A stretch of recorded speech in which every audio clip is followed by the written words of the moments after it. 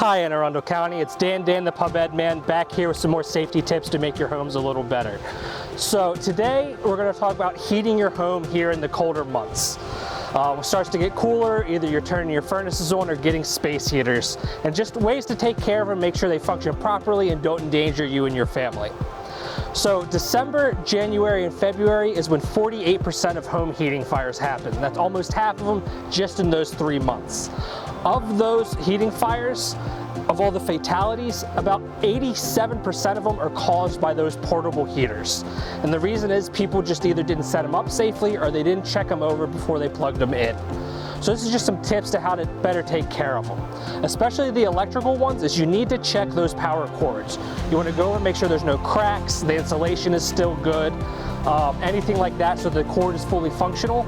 You also need to plug them directly into a wall outlet.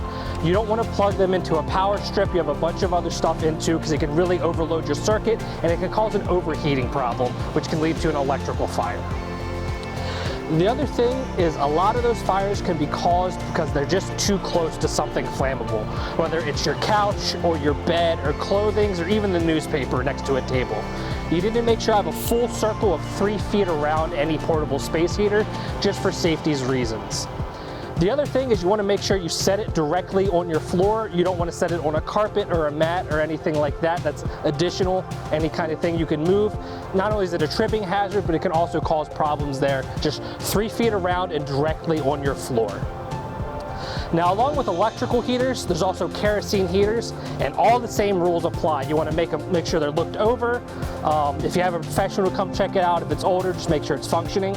And for those kerosene heaters, when you put the gas or the kerosene in there, make sure you do that outside your home, just in case there's any spillage or anything like that. You don't want this enormously hot heater sitting right next to a patch of kerosene there on your floor. That can also be a fire hazard. The last thing to consider when we're talking about this is, especially a lot of the heaters nowadays, if you have one that's older, have a special safety feature where they're an auto shut-off heater. And basically what that means is if they get too hot or they happen to tip over because something knocks them over or you run into them or they just fall, that they'll shut off automatically.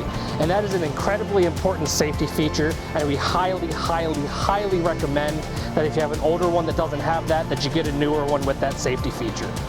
So I hope with that we can make your homes a little bit safer here with those portable heaters. So right now what I'd like to talk about is any kind of solid fuel burning heater or stove or chimney. 27% of home fires caused from heating in the United States are from improperly cleaned either wood stoves, fireplaces, or chimneys. So we definitely recommend that once a year you get someone to come in there, inspect them, and to clean them out for you. And now that's a great time to do it before you actually start using them. The other thing to keep in mind is not only do you need to take care of the chimney and the outside, you need to take care of the area inside where the fireplace or the stove is. Make sure there's nothing 3 feet around it in any direction, no furniture or clothing or bedding, just so you don't have any fires that start accidentally. Another great thing to check is if you have a natural oil or an oil burning furnace, is check that air filter. Maybe even get an inspector to look it over if no one's looked at it in a few years, just to make sure it's working properly.